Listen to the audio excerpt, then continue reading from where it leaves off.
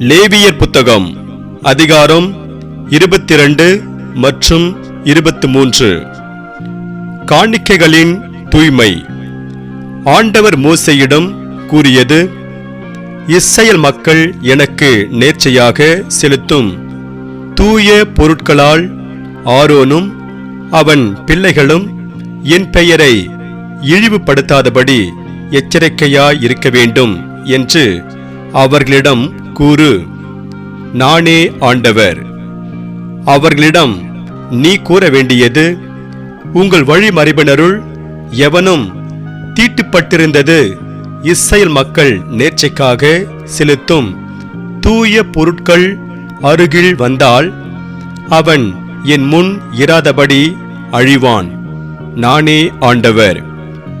Aaron குடும்பத்தினரில் தொழு நோயாளியோ விந்து ஒழுகு உடையவனோ இருந்தால் குணமாகும் மட்டும் அவன் தூய பொருட்களை உண்ண வேண்டாம்.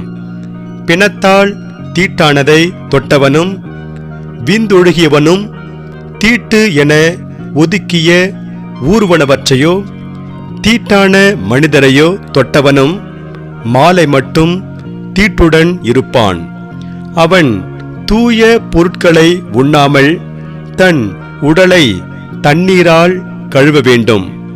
கதிரவன் மறைந்த பின் தூய்மை அடைவான். அப்பொழுது அவன் தூய பொருட்களை உண்ணலாம், ஏனெனில் அது அவன் உணவு.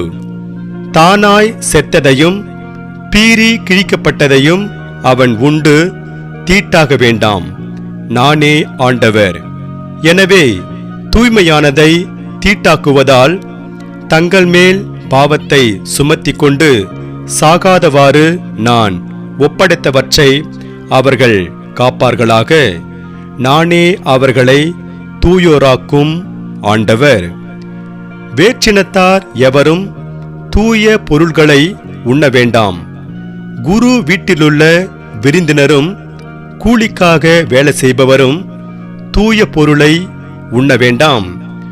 குருவின் பணம் கொடுத்து வாங்கிய அடிமையும் அவன் வீட்டில் பிறந்தவனும் குருவின் உணவை உண்ணலாம். குருவின் மணமுடித்த மகள் தூய பொருள்களை உண்ண வேண்டாம். குருவின் குழந்தைகளற்ற கைம்பெண் அல்லது மனவிலக்கு பெற்றவளான மகள் திரும்பி வந்து இளமையிலிருந்து தன் தந்தையோடு வாழ்ந்தது போல வாழ்ந்தலாயின் தந்தையின் உணவில் பங்கு பெறலாம். ஆனால் பொது நிலையர் எவரும் அதை உண்ணலாகாது. தூய பொருளை அறியாமல் உண்பவர் அப்பொருளின் விலையில் 1/5 பங்கை கூடுதலாக கொடுத்து தூய பொருளுடன் குருவுக்கு கொடுக்க வேண்டும். ஆண்டவருக்கு இஸ்ரவேல் நேர்ச்சையாக அளிக்கும் புனித பொருள்களை குருக்கள் இழிவுக்கு உள்ளாக்கக்கூடாது. அப்புனித பொருட்களை உண்டு இழிவுக்கு உள்ளாகுவதால் அவர்கள் தண்டம் செலுத்தும் குற்றப்பழிக்கு ஆளாவர். ஏனெனில் நானே அவர்களை தூய்மையாக்கும் ஆண்டவர். ஆண்டவர் மீண்டும் மோசேயிடம் கூறியது: ஆரோன் அவன் புதல்வர் மற்றும் இஸ்ரவேல் மக்கள் அனைவரிடமும் கூற வேண்டியது: இஸ்ரவேலரோ இஸ்ரவேலிடையே தங்கியிருக்கும் அந்நியர்களோ தங்கள் பொருத்தனைக்கேற்ப அல்லது ஆர்வ மிகுதியால் எரிபலியாக செலுத்தும் காணிக்கை அவரவர் விருப்பப்படியே மாடு, ஆடு, வெள்ளாடு எவற்றிலேனும் பழுதற்ற ஓர் ஆணாய் இருப்பதாக. பழுதான எதையும் உங்களுக்காக செலுத்தலாகாது. அது ஆண்டவருக்கு உகந்தது அன்று.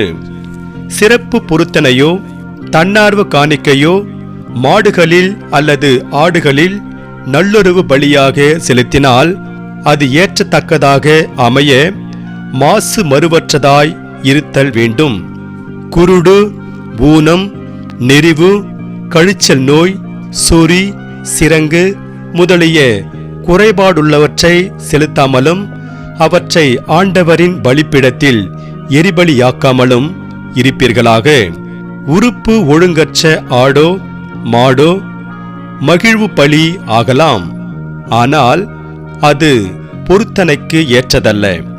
விதை நறுங்கினதையும் நொறுங்கினதையும் காயப்பட்டதையும் விதை அடிக்கப்பட்டதையும் ஆண்டவருக்கு நீங்கள் காணிக்கை ஆக்காமலும் உங்கள் நாட்டில் பலியிடாமலும் இருப்பீர்களாக.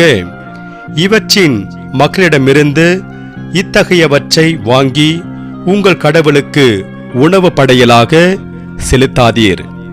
அவற்றில் கேடும் பழுதும் உள்ளன. அவை உங்கள் சார்பாக ஏற்றுக்கொள்ளப்பட மாட்டா. ஆண்டவர் மோசேயிடம் கூறியது, ஒரு கன்று, செம்மறி அல்லது வெள்ளாட்டுக்குட்டி பிறந்தால் 7 நாளளவும் தன் தாயிடம் அது இருக்கட்டும். 8ஆம் நாளிலிருந்து அது ஆண்டவருக்குரிய எரிபலியாக செலுத்தப்படும். இது விரும்பத்தக்கது. பசுவையும் அதன் கன்றையும் அல்லது ஆட்டையும் அதன் குட்டியையும் ஒரே நாளில் பலியிட வேண்டாம். நன்றி பலியை ஆண்டவருக்கு செலுத்தினால் அது உங்கள் சார்பாக ஏற்க தகுந்ததாக இருக்கட்டும். அன்றே அது உண்ணப்பட வேண்டும். விடியற்காலை மட்டும் அதில் ஒன்றும் மீதியாக வேண்டாம். நானே ஆண்டவர். என் கட்டளைகளை கடைபிடித்து அவற்றிற்கேற்ப ஒழுகுங்கள். நானே ஆண்டவர். இஸ்ரவேல் மக்களிடையே நான் தூயவராக கருதப்படுமாறு என் திருப்பெயரை இழிவுபடுத்தாதிருங்கள். நானே உங்களை புனிதர் ஆக்கும் ஆண்டவர். உங்களுக்கு கடவுளாயிருக்குமாறு உங்களை எகிப்தினின்று அழைத்து வந்தேன். நானே ஆண்டவர் என்று சொல். அதிகாரம் 23. சமய பெருவிழாக்கள். ஆண்டவர் மோசேயிடம் கூறியது, இஸ்ரவேல் மக்களிடம் நீ இவ்வாறு கூறு, நீங்கள் சபையாக கூடி புனிதமாய் கடைபிடிக்க வேண்டிய ஆண்டவருக்குரிய பண்டிகை நாள்களாவன. 6 நாள்கள் நீங்கள் வேலை செய்யலாம். 7ஆம் நாளோ முழுமையாக ஓய்வெடுக்கும் நாள், புனித சபை கூடும் நாள். அன்று நீங்கள் ஒரு வேலையும் செய்ய வேண்டாம். நீங்கள் வாழும் இடமெங்கும் அது ஆண்டவருக்கான ஓய்வு நாள். நீங்கள் சபையாக கூடி குறிப்பிட்ட நாள்களில் புனிதமாய் கடைபிடிக்க வேண்டிய ஆண்டவரின் பண்டிகை நாள்களாவன பாஸ்காவும் புளிப்பற்ற அப்பமும். முதல் மாதம் 14ஆம் நாள் மாலையில் ஆண்டவருக்கான பாஸ்கா. அந்த மாதம் 15ஆம் நாள் ஆண்டவருக்கான புளிப்பற்ற அப்ப பண்டிகை. 7 நாள் புளிப்பற்ற அப்பங்களை உண்பீர்கள். பண்டிகையின் முதல் நாள் சபை கூடும் புனித நாள். அன்று வேலை செய்யலாகாது. 7 நாளும் ஆண்டவருக்கு எரிபலி செலுத்த வேண்டும். 7ஆம் நாள் சபை கூடும் புனித நாள். அன்று வேலை செய்யலாகாது. ஆண்டவர் மோசேயிடம் கூறியது, இஸ்ரவேல் மக்களிடம் நீ சொல்ல வேண்டியது, நான் உங்களுக்கு கொடுக்கும் நாட்டில் நீங்கள் வந்து அறுவடை செய்யும்போது அறுவடையின் முதல் விளைச்சலான ஒரு கதிர்கட்டினை குருவிடம் கொண்டு வர வேண்டும். உங்கள் சார்பாக ஏற்க தக்கதாக குரு அந்த தானிய கதிர்கட்டினை ஓய்வு நாளுக்கு பின்வரும் அடுத்த நாளில் ஆண்டவரின் திருமுன் ஆரத்தி பலியாக்குவார். அதனை ஆரத்தியாக காட்டுகிற அன்று ஆண்டவருக்கு எரிபலியாக ஓராண்டான பழுதற்ற ஆட்டுக்குட்டி ஒன்றை செலுத்துங்கள். 20 படி அளவுள்ள மரக்காலில் 10 பங்கான மிருதுவான மாவை எண்ணெயில் பிசைந்து ஆண்டவர் விரும்பும் நறுமணமிக்க எரிபலியாக செலுத்துங்கள். திராட்சை பழ ரசத்தை நீர்ம படையலாக படையுங்கள். உங்கள் கடவுளின் காணிக்கையை நீங்கள் கொண்டு வரும் அந்த நாள் வரை அப்பமோ சுட்ட கதிரோ பச்சை கதிரோ உண்ணலாகாது. இது நீங்கள் வாழும் இடமெங்கும் உங்களுக்கு பின்வரும் உங்கள் வழிமரபினரும் கடைபிடிக்க வேண்டிய என்றுமுள்ள நியமம் ஆகும். அறுவடை பெருவிழா. ஆரத்தி பலியாக கதிர்கட்டினை கொண்டு வந்த ஓய்வு நாளின் மறு நாளிலிருந்து 7 வாரங்களை கணக்கிடவும்.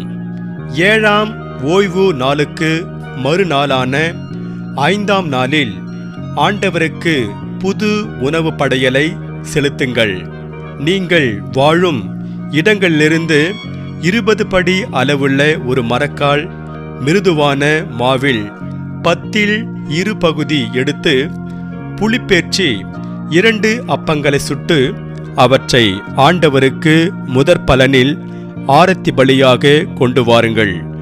இந்த அப்பத்துடன் ஓராண்டான பழுதற்ற 7 ஆட்டுக்குட்டிகளையும் 1 காளையையும் 2 ஆட்டுக்கிடாய்களையும் உணவு படையலோடும் நீர்ம படையலோடும் ஆண்டவருக்கு எரிபலியாக செலுத்துங்கள். இது ஆண்டவருக்கு உகந்த நறுமணமிக்க நெருப்பு பலியாக இருக்கும். வெள்ளாட்டு கிடாய்களில் ஒன்றை பாவம் போக்கும் பலியாகவும் ஓராண்டான 2 ஆட்டுக்குட்டிகளை நல்லறுவு பலியாகவும் செலுத்துங்கள். இந்த 2 ஆட்டுக்குட்டிகளை முதற் பலனான அப்பத்துடன் குரு ஆண்டவர் திருமுன் ஆரத்தி பலியாக்குவார். அவை ஆண்டவருக்கு தூயதான காணிக்கைகள், குருவுக்குரியவை.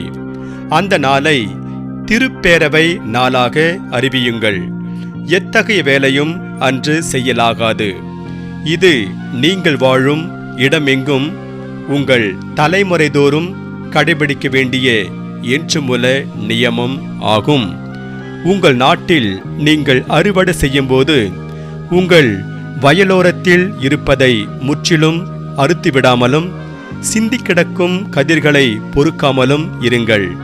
அவற்றை எளியவருக்கும் அந்நியருக்கும் விட்டுவிடுங்கள். நானே உங்கள் கடவுளாகிய ஆண்டவர். புத்தாண்டு பெருவிழா. ஆண்டவர் மோசேயிடம் கூறியது: நீ இஸ்ரவேல் மக்களிடம் கூறு, 7ஆம் மாதம் முதல் நாள் உங்களுக்கு ஓய்வு நாள். அதை திருப்பேரவையாக கூடி எக்காளம் ஊதி கொண்டாடுங்கள். எத்தகைய வேலையும் அன்று செய்யாமல் ஆண்டவருக்கு நெருப்பு பலி செலுத்துங்கள். பாவக்கழுவாய் நிறைவேற்றும் நாள். ஆண்டவர் மோசேயிடம் கூறியது: அந்த 7ஆம் மாதம் 10ஆம் நாள் பாவக்கழுவாய் நாள், புனித சபை கூடும் நாள். அன்று நீங்கள் உங்களையே தாழ்த்திக் கொண்டு ஆண்டவருக்கு எரிபலி செலுத்த வேண்டும். அந்த நாளில் எத்தகைய வேலையும் செய்யலாகாது. ஏனெனில் அது கடவுளாகிய ஆண்டவரின் திருமுன் உங்களுக்காக பாவக்கழுவாய் நிறைவேற்றும் நாள். அந்த நாளில் தம்மை தாழ்த்திக் கொள்ளாத எந்த மனிதரும் தம் இனத்தின் இராதபடி அழிக்கப்படுவார். அந்த நாளில் யாராவது ஏதாவது வேலை செய்தால் அவரை அவர் இனத்திலிருந்து அழித்து விடுவேன். நீங்கள் எந்த வேலையும் செய்யக்கூடாது. இது உங்கள் தலைமுறை தோறும் நீங்கள் வாழுமிடங்கள் எல்லாம் பின்பற்ற வேண்டிய என்றுமுள்ள நியமம் ஆகும். அன்று உங்களுக்கு முழுமையான ஓய்வு நாள். அன்று உங்களை தாழ்த்திக் கொள்ள வேண்டும். அந்த மாதத்தின் 9ஆம் நாளினை மாலை முதல் மறுநாள் மாலை வரை ஓய்வு நாளாக கடைபிடிக்க வேண்டும். கூடார பெருவிழா. ஆண்டவர் மோசேயிடம் கூறியது: இஸ்ரவேல் மக்களிடம் கூற வேண்டியது: 7ஆம் மாதம் 15ஆம் நாளன்று ஆண்டவரின் கூடார பெருவிழா தொடங்குகின்றது. அது 7 நாள்கள் தொடரும். முதல் நாள் திருப்பேரவை கூடும் நாள். அன்று எத்தகைய வேலையையும் செய்ய வேண்டாம். 7 நாள்களும் ஆண்டவருக்கு நெருப்பு பலி செலுத்துங்கள். 8ஆம் நாளன்று திருப்பேரவை கூடும். அன்றும் ஆண்டவருக்கு நெருப்பு பலி செலுத்துங்கள். அது நிறைவு நாள். அன்று எத்தகைய வேலையையும் செய்யலாகாது. ஓய்வு நாளில் ஆண்டவருக்கு செலுத்தும் காணிக்கைகள், நேர்ச்சைகள், தன்னார்வ பலிகள் தவிர அந்தந்த நாள்களுக்கு ஏற்ப எரிபலி, உணவு படையல், இரத்த பலி, நீர்ம படையல் முதலியன பலிகளை செலுத்த தக்கதாகவும் சபையாய் கூடி அந்த நாளை புனிதமாய் கடைபிடியுங்கள். இவையே நீங்கள் கொண்டாட வேண்டிய விழாக்கள். நிலத்தின் பலனை சேகரிக்கும் 7ஆம் மாதம் 15ஆம் நாள் விழா. அது 7 நாளளவு கொண்டாடப்பட வேண்டும். முதல் நாளும் 8ஆம் நாளும் ஓய்வு நாள்கள். முதல் நாள் கவர்ச்சிகரமான மரங்களின் பழங்களையும் பேரிச்ச ஓலை மற்றும் குழுமையான தளிர்களையும் அலரி இலைகளையும் கொண்டு வந்து ஆண்டவர் திருமுன் மகிழ்ந்திருங்கள்.